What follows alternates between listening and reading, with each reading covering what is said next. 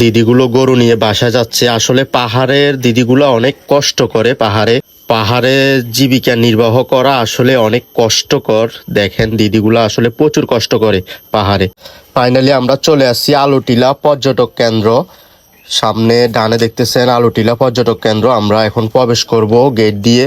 এখানে টিকিট নিতে হবে। টিকিট না, এর আগে আমি যতবারই আসছি টিকিট লাগে নাই, কারণ আমার অনেক ক্লোজ একজন বড় ভাই ছিলেন পুলিশ কর্মকর্তা, ওনার মাধ্যমে আমি টিকিট ছাড়াই এখানে প্রবেশ করছি, উনি ছিলেন সাথে।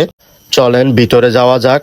আসলে এখানে সর্বক্ষণ পুলিশ ভাইয়েরা নিরাপত্তার জন্য পর্যটকের সর্বক্ষণই তারা আছেন। সামনে দেখতেছেন পুলিশ বক্স। আপনারা যারা ঘুরতে আসবেন যদি কোনো প্রবলেম হয় ওদেরকে অভিযোগ জানাইতে পারবেন। ওরা সর্বক্ষণই আপনাদের নিরাপত্তার জন্য আছে এখানে। চলেন নিচে যাওয়া যাক। আসলে এই রাস্তাটা নামার, আলুটিলা পর্যটক কেন্দ্রে নামার যে রাস্তাটা খুবই খারাপ।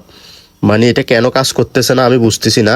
আমি প্রায় 3-4 বছর আগে আসছি, যেমনটা ছিল এখন আরও খারাপ হয়ে গেছে। যারা অনেক হাই লেভেলের গাড়ি নিয়ে আসে তারা এখানে কখনোই নামতে পারবেন না। দেখেন কি অবস্থা রাস্তার, প্রচুর ভাঙা রাস্তাগুলা। এখানে নামার জন্য এটা প্রয়োজন ছিল মেরামত করার, কিন্তু করতেছে না কেন বুঝতেছি না।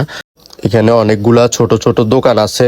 আমরা একটু সামনে বাইকটা পার্কিং করব, পার্কিং করে আমরা গুহাতে প্রবেশ করব।